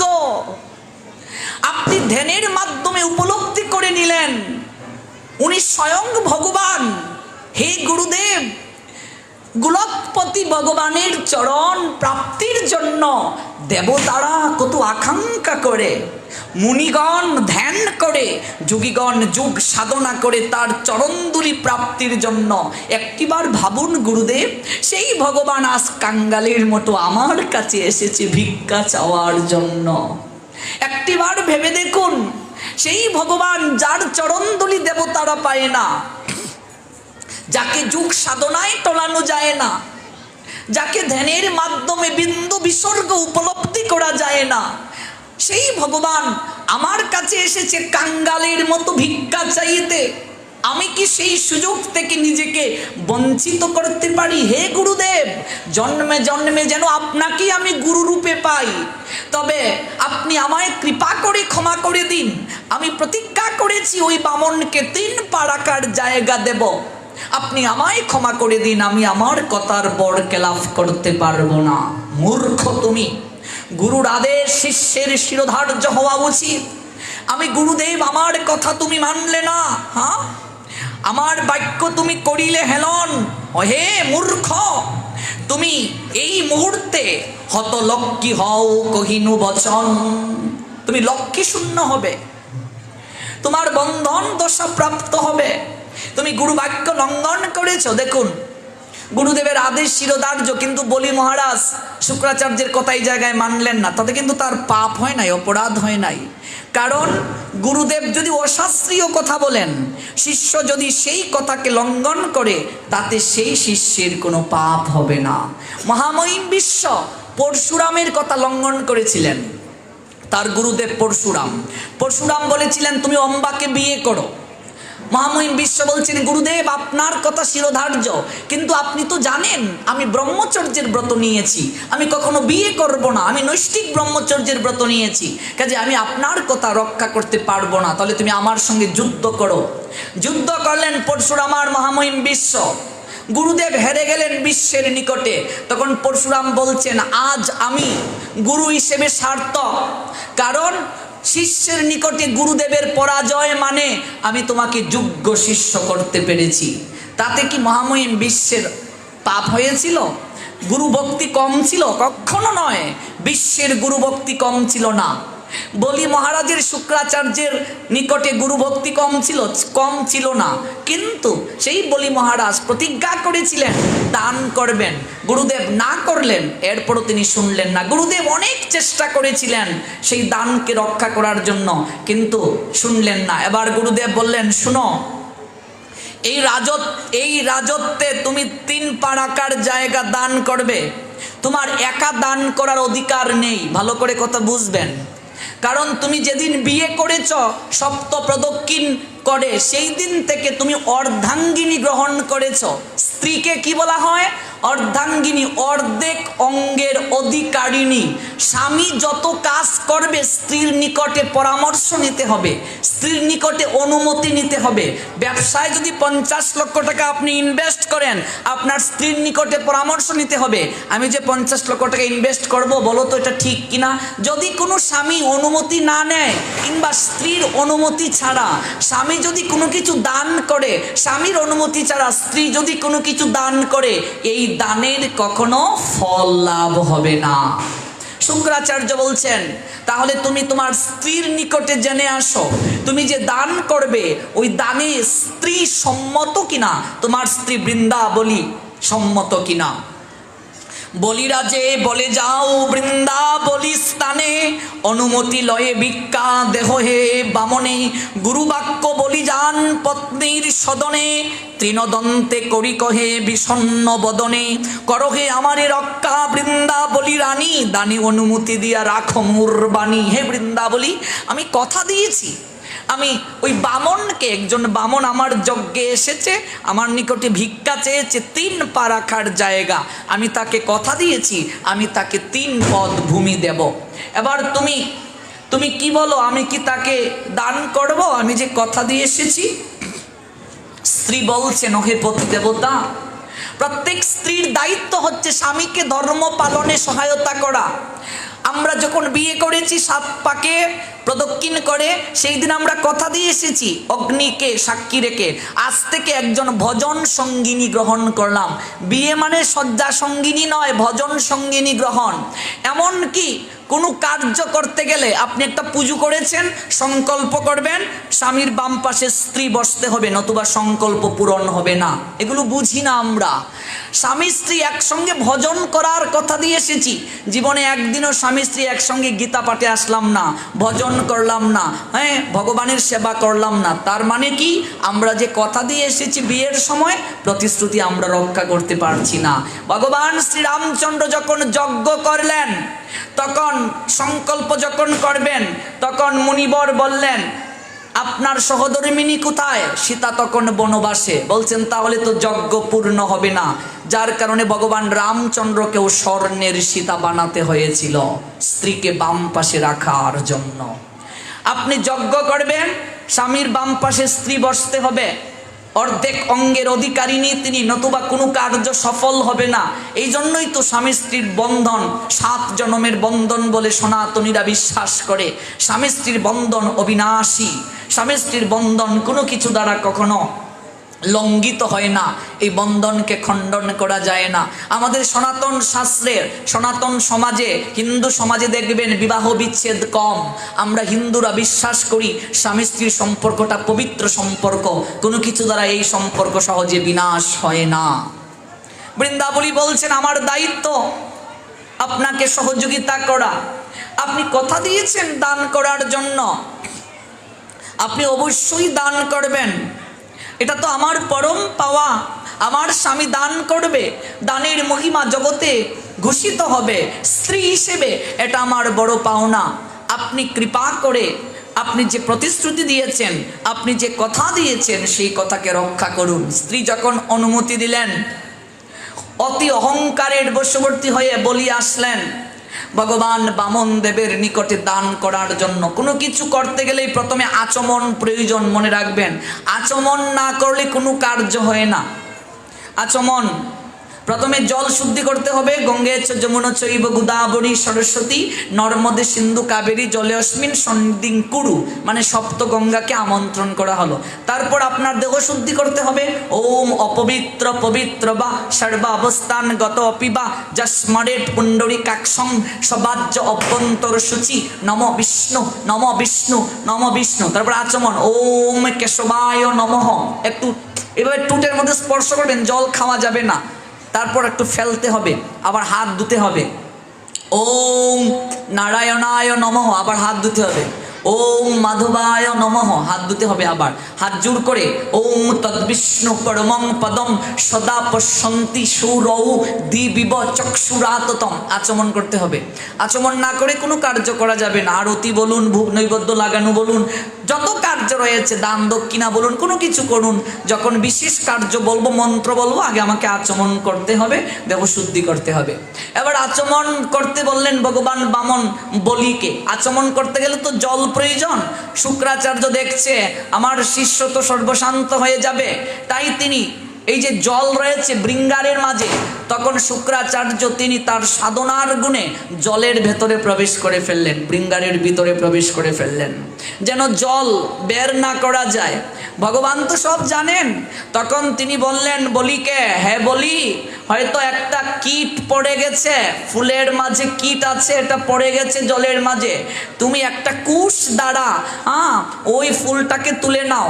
যখন এই কুশ দ্বারা ভেতরে একটা স্পর্শ করলো, শুক্রাচার্যের এই চুকের মাঝে গিয়ে সেই আঘাতটা লাগলো। দেখো, বের হয়ে আসলেন শুক্রাচার্য। হে মূর্খ শিষ্য, গুরুদেবকে আঘাত করলে শরীরে, আরো অনেক আছে, আমরা খুব সংক্ষেপে স্পর্শ করছি। গুরুদেবকে আঘাত করলে তুই সর্বশান্ত হয়ে যাবি। ভগবান বামন মিটি মিটি হাসছেন। তাহলে তুমি মন্ত্র বলে সমস্ত কিছুকে দান করে দিয়ে দাও। যখনই দান করতে গেলেন, সঙ্গে সঙ্গে ভগবান বিশাল এক আকৃতির রূপ ধারণ করলেন। বিশ্বমূর্তি নারায়ণ বিশ্বরূপ হয়ে কাঁপিতে লাগিল বলি বামনকে দেখিয়ে। ছোট্ট একটা ছিল শিশু, বিশাল এক আকৃতির রূপ ধারণ করে নিলেন। এক পদে সপ্তদ্বীপ পৃথিবী পুরিল, আরেক পদ সপ্ত স্বর্গ আরূপিল। দেহের আকাশে লয়ে মেঘের গর্জনে বলি প্রতি বামন কহে ক্রোধ মনে, আরে পাপিষ্ঠ দৈত্য, এত বল ধরো, আমার সঙ্গেতে তুমি প্রবঞ্চনা করো। আজি তব অহংকার হইল যে চূর, অতি দানে বদ্ধ তুই হইলি অসুর। দান করতে করতে অহংকারী হয়ে গেলে, স্বর্গমর্ত পাতাল অধিকার করে নিলে, এমনকি দেবতাদেরকেও তুই স্বর্গ থেকে বিতাড়িত করে দিলে। দেখ আমি কে এসেছি। এক পা দিয়ে সপ্ত মর্তভূমিকে দখল করলেন, এক পা দিয়ে সপ্ত স্বর্গকে দখল করে নিলেন, আর প্রবলভাবে ক্রোধান্বিত হয়ে গর্জন করতে শুরু করলেন। তুই তো বলছিলে মাত্র 3 পা রাখার জায়গা, এটা কোনো বিষয়ই নয়, অনেক কিছু তুই আমায় দিতে পারবি। মাত্র 2 পা দিয়েই তো তোর সমস্ত কিছুকে আমি দখল করে নিলাম, আর 1 পা রাখার জায়গা আমাকে প্রদান কর। অবাক হয়ে গেলেন বলি মহারাজ, আমি কাকে দেখলাম এতক্ষণ, আর কে আসলো? কে আসলো? তুমি কে? তুমি আমার সঙ্গে প্রবঞ্চনা করলে। ভগবান ডাকলেন গরুরকে, গরুর এই মুহূর্তে তুমি আবির্ভূত হয়ে বলিকে বন্ধন করো। গরুর এসে বলিকে বন্ধন করলো। এক দাসী অন্দর মহলে গিয়ে বলছে, মহারানী আপনি বসে আছেন, আপনি কি জানেন আপনার কপালে দুর্গতির কালো মেঘ নেমে এসেছে, বরিশন হবে আপনার অশ্রুতে। কি হয়েছে? মহারাজ বন্ধন স্বীকার করেছেন যে বটু ব্রাহ্মণ এসেছিল ভিক্ষা চাইতে। সে বিশাল রূপ ধারণ করে এক পা দিয়ে সপ্ত মর্ত, এক পা দিয়ে সপ্ত স্বর্গকে সে দখল করে নিয়েছে, তর্জন গর্জন করছে, গরুর দ্বারা বন্ধন হয়েছে। বৃন্দাবলী স্বামীর এহেন দশা দেখে পাগলের নিয়ে তিনি চলে আসলেন। এসে দেখেন ভগবান এই রূপ ধারণ করেছেন। দেখিয়া বিরাট রূপ বৃন্দাবলী রানী, কৃতাঞ্জলি পুটে বামনেরে কহে বাণী, একই অবিচার প্রভু করি দর্শন, এক রূপে এসে তুমি অন্য রূপের ধারণ। ত্রিপাত ভূমির লাগি তুমি করেছ বন্ধন, কই প্রভু দেখি তব তৃতীয় চরণ। তুমি প্রবঞ্চনা করলে, তুমি এক রূপ নিয়ে এসে প্রবঞ্চনা করে, এই বিশাল রূপ তুমি ধারণ করে সমস্ত কিছু দখল করে নিলে। তুমি 3 পা রাখার জায়গা চাইছো না, কোথায় তোমার আরেকটা পা? বের করো তুমি আরেকটা পা, দেখি তোমার তৃতীয় পদ কোথায়। তৃতীয় পা আমি বের করব, রাখার জায়গা কোথায়? বৃন্দাবলী। তুমি যদি তৃতীয় পা বের করতে পারো, তৃতীয় পা রাখার জায়গাও আমি তোমাকে দিতে পারবো। তৃতীয় পা তুমি বের করো। ভগবান তখন তার নাভিমূল থেকে আরেকটি পা বের করলেন। রাখবেন কোথায়? রাখার জায়গা কোথায়? দেখো সহধর্মিনী কাকে বলে। বৃন্দাবলী তখন বলি মহারাজকে বলছেন, হে পতিদেবতা, হে মহাত্মন, ভগবান সাধারণ কেউ নয়, তিনি গোলকের পতি, তিনি আজ কৃপা করার জন্য এসেছেন। তিনি তৃতীয় একটি পাপ প্রকাশ করলেন, রাখার জায়গা চাইছেন। সমস্ত কিছু তো দখল করে নিলেন, কোথায় জায়গা দেবে এই তৃতীয় পা রাখার? হে মহারাজ, হে পতিদেবতা, আজই আপনার কৃপা লাভের সুযোগ। আপনি কৃপা করে তৃতীয় পা রাখার জন্য আপনার এই মস্তকটাকে ভগবানের চরণে সঁপে দিন। এই মস্তকে যেন ভগবান চরণ দান করতে পারেন। হে মহারাজ, এই চরণ সবার ভাগ্যে হয় না, এই চরণ প্রাপ্তি সবার ভাগ্যে হয় না, আপনার আজ ভাগ্য হয়েছে। আপনি কৃপা করে আপনার মস্তকটাকে এলিয়ে দিন, ওই মস্তকে যেন ভগবান পা রাখতে পারেন। বলি মহারাজ বৃন্দাবলীর দিকে তাকিয়ে বলছে, তুমি আমার যোগ্য সহধর্মিনী, তুমি এই বিপদে আমাকে সান্ত্বনা দিলে, তুমি আমাকে উপদেশ দিলে, আমাকে মার্গ প্রদর্শন করিয়ে দিলে। বলি মহারাজ তখনই তিনি করজুড়ে তার মাথাটাকে রাখার জায়গা দিলেন। প্রভু, তুমি তো বলেছিলে আরেকটা পা রাখার, আমি কোথায় জায়গা দেব? আমার তো কোনো কিছুই নেই, তুমি তো সমস্ত কিছু দখল করে নিলে। আমার ওই মস্তকটাকে দিলাম, ওই মস্তকের মাঝে তুমি তোমার তৃতীয় পাটা ধারণ করো। তৃতীয় পা রাখার জায়গা এই মস্তককে দিলাম। যখনই বলি মহারাজ মস্তকটাকে এলিয়ে দিলেন, ভগবান শ্রী বামনদেব তাঁর তৃতীয় পা মস্তকের মাঝে রাখলেন। আজ বলি এই অপ্রাকৃত ভগবত চরণ সে শিরের মাঝে ধারণ করলো। বলো বলি মহারাজ প্রীতি প্রেমানন্দে জয় জয় শ্রী বামনদেব, প্রীতি প্রেমানন্দে হরি হরি বলো মন, জয় জয় শ্রী রাধেশ্যাম। মাথার মাঝে ধারণ করলেন, চরণ ধারণ করলেন এবং সেই চরণ দ্বারা বলিকে পাঠিয়ে দিলেন সুতলে। সপ্তপাতাল, সপ্তপাতালের মাঝে একটা জায়গার নাম হচ্ছে সুতল। দান করলে তো দক্ষিণা দিতে হয়, দক্ষিণা ব্যতীত সমস্ত কিছু নিষ্ফল। এবার সমস্ত কিছু তো দিয়ে দিলেন দান করে, দক্ষিণা কি দেয়া হবে? বৃন্দাবলী গিয়ে বলছেন, বৃন্দাবলী বামনের পদে প্রণমিল, কৃতাঞ্জলি পুটে সতী কহিতে লাগিল, পতিমোর সর্বস্ব তোমারে কইল দান, আমি কিছু দক্ষিণা দেব তোমায় ভগবান। হে প্রভু, আমার পতি দেবতা সমস্ত কিছু তোমায় দান করে দিয়ে দিয়েছে। দান করলে তো দক্ষিণা দিতে হয়, নতুবা দানের মহিমা থাকলো না, দানের ফল লাভ হলো না। আমার পতি আপনাকে সমস্ত কিছু দিয়ে দিয়েছে, আমি আপনাকে কি দেব? আমি আপনাকে দক্ষিণা রূপে কি দেব? তাই আমার এই সমস্ত এই দেহ, এই মন, এই প্রাণ, আমার সমস্ত কিছু আমি আপনার চরণে দক্ষিণা স্বরূপ সমর্পণ করে দিয়ে দিলাম। আপনি কৃপা করে আমায় গ্রহণ করুন, আপনি কৃপা করে আমায় গ্রহণ করুন। এত দৈন্যতা, এত সমর্পণ দেখে ভগবান অভিভূত হয়ে গেলেন, অবাক হয়ে গেলেন। আর বৃন্দাবলী বলছেন, প্রভু এটা কি হলো? তুমি আমার পতি দেবতাকে যে সুতলে পাঠিয়ে দিলে, তাহলে আমি পতি ব্যতীত কিভাবে থাকবো? আমি একাকী কি করে থাকবো? আমার কি অপরাধ? তুমি আমাকে পতিবিহীন কি করে রাখবে? আমি তোমার চরণে সঁপে দিলাম নিজেকে, এবার তুমি বলো আমার করণীয় কি? ভগবান বৃন্দাবলীর কথায় আটকা পড়ে গেলেন। বলেন, ও হে বৃন্দা, তোমার মতো সহধর্মিনী অহংকারের বিষয়ে বলির হওয়া উচিত। বৃন্দাবলীর বাক্যে হরি বামন মূরতি প্রসন্ন হইয়া কন বৃন্দাবলীর প্রতি। বলি ইন্দ্র হবে গো সাবর্ণী মন্বন্তরে। হে বৃন্দাবলী, সাবর্ণী মন্বন্তর যখন উপস্থিত হবে, সাবর্ণী মন্বন্তর, মন্বন্তরের তো অনেক প্রকার রয়েছে। সাবর্ণী মন্বন্তরে এই বলি মহারাজ ইন্দ্র দেবতা হবে,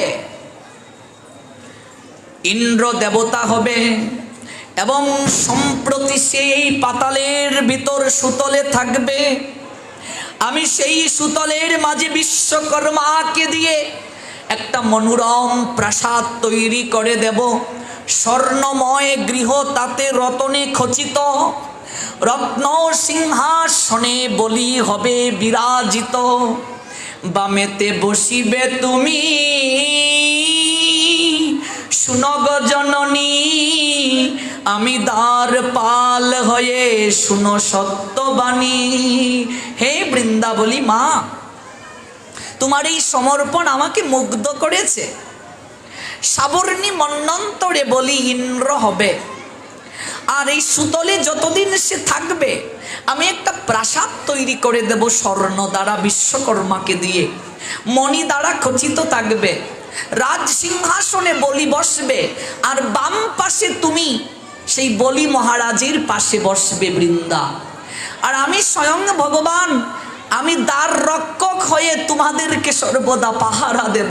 ভগবান বলছেন, দেখো বলিকে সুতলে পাঠানো এটা বলিকে দণ্ড নয়, কৃপা করা, কৃপা। আমি স্বয়ং দ্বারপাল হয়ে আমি সর্বদা তোমাদেরকে রক্ষা করব মা। ঝরঝর করে বৃন্দাবলীর নয়ন থেকে জল জড়লো, প্রভু তুমি এতটা কৃপাময়। হ্যাঁ, আমি দ্বারপাল হয়ে থাকবো। স্বয়ং ভগবান নারায়ণ দ্বারপাল হয়ে গেলেন, সুতলে দ্বার রক্ষক হয়ে পাহারা দিচ্ছেন তিনি। এই যে আর কয়েকদিন পরে 22 ফুটা, সে অপূর্ব লীলা। ভগবান নারায়ণ যখন বৈকুণ্ঠ ধাম ছেড়ে, আমরা 22 ফুটার দিন বিস্তারিত বলবো, একটু স্পর্শ করছি। ভগবান যখন ওই বৈকুণ্ঠ ধাম ছেড়ে ওই সুতলে পাহারা দিচ্ছেন বলিকে, এবং বলির স্ত্রী বৃন্দাবলী সিংহাসনে বসে আছেন, সাবর্ণী মন্বন্তর পর্যন্ত বলি ইন্দ্র হবে। ভগবান নারায়ণ দ্বারপাল হয়ে তিনি ভক্তকে রক্ষা করছেন। লক্ষ্মীর মনে বড় খেদ, মনে বড় কষ্ট, কারণ নারায়ণ বৈকুণ্ঠ থেকে তিনি চলে গিয়েছেন। তখন লক্ষ্মী দেবর্ষি নারদের নিকটে গিয়ে দুঃখের কথা বলছিলেন যে তুমি আমার পতিকে এনে দাও, আমি নারায়ণ ব্যতীত থাকতে পারবো না, তুমি এনে দাও তুমি আমার পতিকে। তখন এহেন কার্য কিভাবে করা যায়, দেবর্ষি নারদ আর লক্ষ্মী উভয়েই বসে তারা আলোচনা করছেন কি করে নারায়ণকে সেই সুতল থেকে লক্ষ্মীর নিকটে নিয়ে আসা যায়। তখন দেবর্ষি নারদ লক্ষ্মীকে বলছেন, হে মা, তুমি ছদ্মবেশ ধারণ করে সুতলে যাও। ওই লক্ষ্মী তখন একটা মেয়ের রূপ ধারণ করলেন, একটা কুমারী মেয়ের ছদ্মবেশ ধারণ করে তিনি ওই সুতলে গেলেন, গিয়ে বলি মহারাজকে প্রণাম দিয়ে বলছেন, আমার কোনো ভাই নেই, আজ থেকে আমি তোমাকে ভাই বানিয়ে তোমার হাতে রাখি পরালাম। লক্ষ্মী বলি মহারাজের হাতের মাঝে। এবার রাখি পরালে বোন হলে ভাইয়ের প্রতি বোনের অধিকার থাকে। বলছে তুমি যে আমায় রাখি পরালে, এই দেখুন সংস্কৃতি চলে আসে, বোন ভাইয়ের হাতে রাখি দেয়, সেই দিন ভাইয়েরা সামর্থ্য অনুযায়ী বোনদেরকে উপহার দেয়, শাড়ি দেয়, গয়না দেয়, যার যে সামর্থ্য দেয়, এই দেওয়ার রীতি আছে শাস্ত্রে। লক্ষ্মী যখন ছদ্মবেশ ধারণ করে বলি মহারাজের হাতের মাঝে রাখি পরিয়ে দিল, কারণ ভগবানের ভক্তের কাছে পরাধীন, তিনি দ্বার রক্ষক হয়ে আছেন। ওই যে স্বর্গ রাজ্য পুনরায় ফিরিয়ে দিতে তিনি বামন রূপ ধারণ করে ত্রিপাদ ভূমির অভিনয় করে বলি মহারাজকে সুতলে পাঠিয়ে দিয়ে নিজে আজ তিনি দ্বার রক্ষকের ভূমিকা পালন করছেন নারায়ণ হয়ে। লক্ষ্মী নারায়ণ ছাড়া থাকবেন কি করে? তাই দেবর্ষি নারদের সঙ্গে পরামর্শ করে একটা বালিকা রূপ ধারণ করে বলি মহারাজের হাতে গিয়ে রাখি পরালেন। এবার বললেন, বোন তুই আমার কাছে কি চাস? বলছে, তুমি আমাকে যা চাইবো দেবে, আমার সামর্থ্যের ভেতর যা হবে আমি তাই দেব। সঙ্গে সঙ্গে সেই বালিকা লক্ষ্মীর রূপ ধারণ করলেন, বলছেন আমি তোমার ভগ্নিপতি নারায়ণকে নিয়ে যেতে চাই। লক্ষ্মীর রূপ দর্শন করে বলি মহারাজ অবাক হয়ে সঙ্গে সঙ্গে বললেন, আমার কি সৌভাগ্য। তখন স্বয়ং ভগবান তার দেহ থেকে আরেকটি নারায়ণ রূপ ধারণ করে সতত তিনি সুতলে পাহারাদার হয়ে রইলেন, আর পূর্ণ রূপ নিয়ে লক্ষ্মীর সঙ্গে তিনি বৈকুণ্ঠে গমন করলেন। এই হচ্ছে রাখি বন্ধনের তিথি। এই তার কয়দিন পরেই রাখি বন্ধন, অর্থাৎ রাখি পূর্ণিমা পর্যন্ত এই যে উৎসব চলবে। আরো অনেক বিষয় আছে, আমরা ধারাবাহিকভাবে শুনবো। এই আজকের এই তিথিতেই বৃন্দাবলী কৃপালাভ করেছিলেন।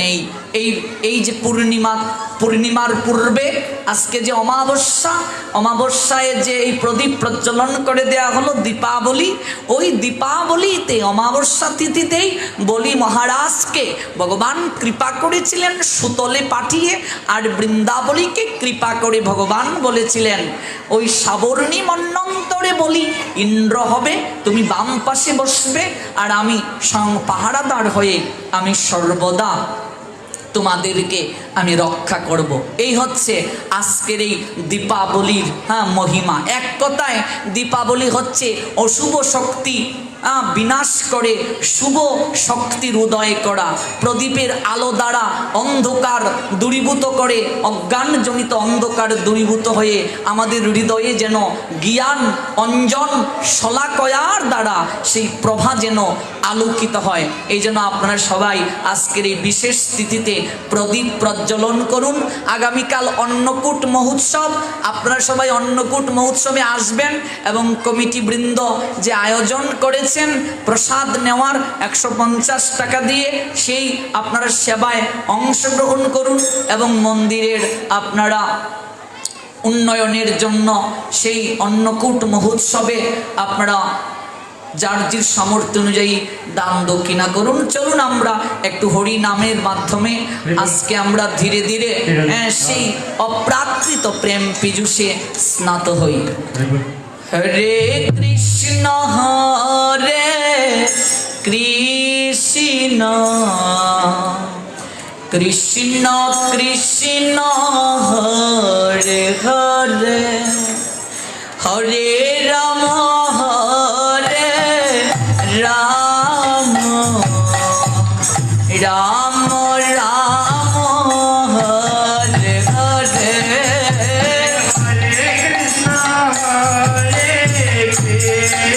Hare Krishna, Hare Krishna, Krishna Krishna, Hare Hare, Hare Rama, Hare Rama, Rama Rama, Hare Hare. হরে কৃষ্ণ কৃষ্ণ কৃষ্ণ কৃষ্ণ হরে হরে, হরে Ram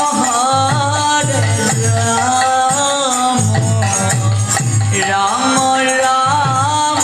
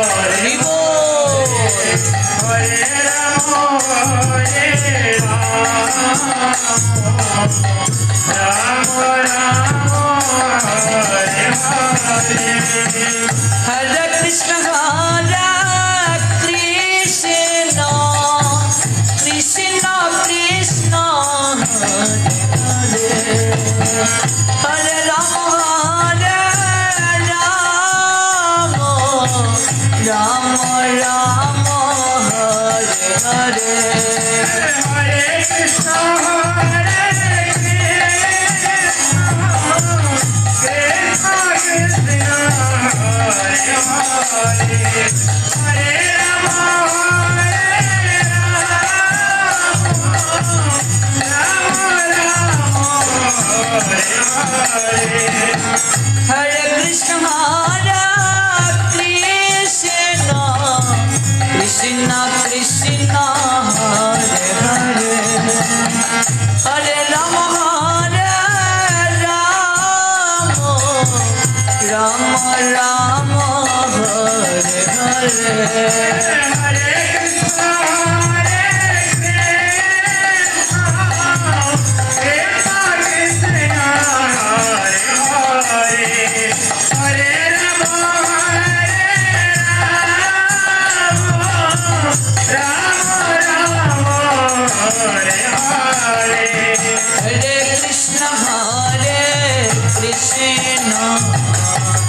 Krishna Krishna Hare Hare Hare Rama Rama Rama Hare Hare Hare Krishna Krishna Krishna Hare Hare Hare Rama Rama Rama Hare Hare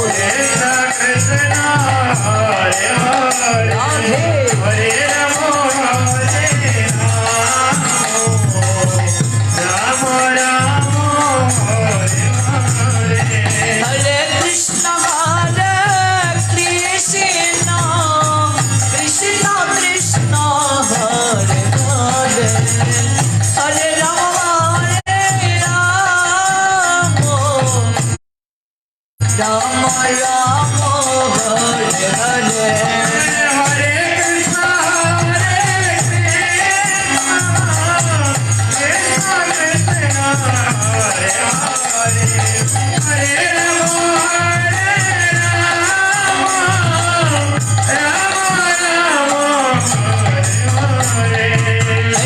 Krishna Krishna Hare Hare Hare Rama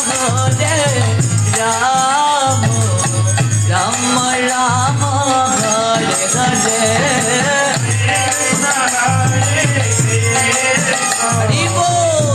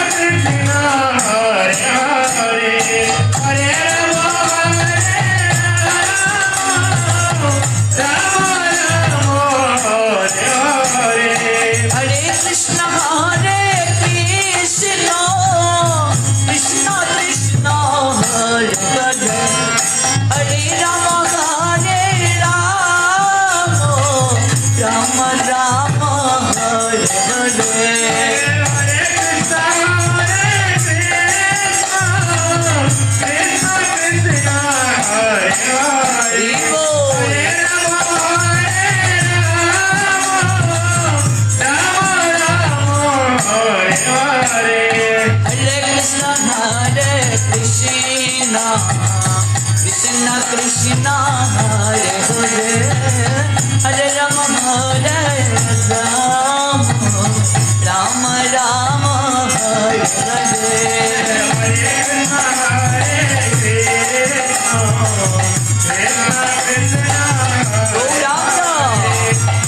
Gauranga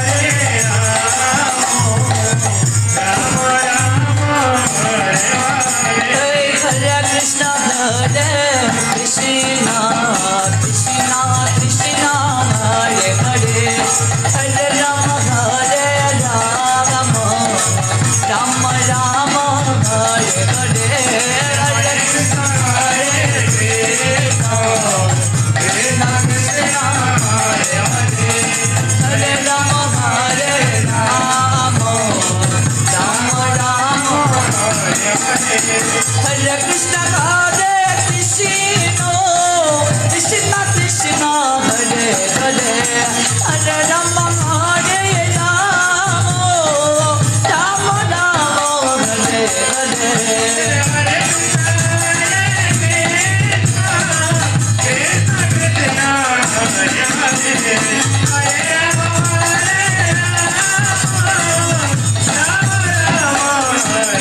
Hare Krishna Hare Krishna Krishna Krishna Hare Hare Hare Rama Hare Rama Rama Rama Hare Hare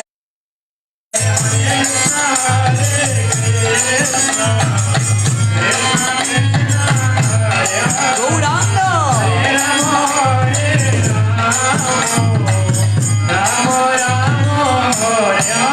Hare Krishna Krishna Krishna Hare Hare Hare Rama Rama Rama Hare Hare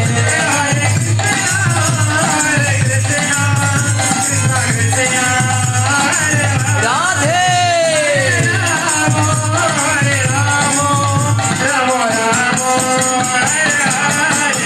Jai Radhe Jai Radhe Jai Radhe Jai Radhe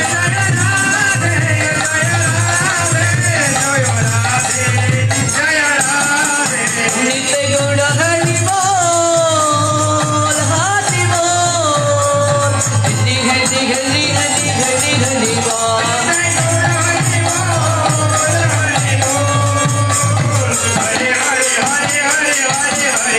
Oh Hari Bol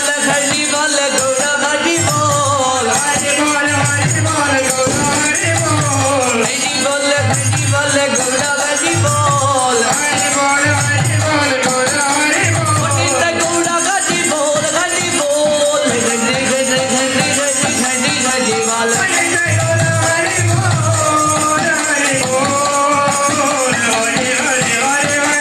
Gauri Premanande Hari Hari Bolo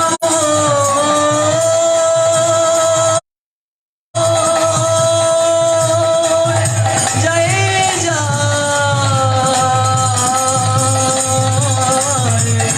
Sri Radhe Sham Sri Ram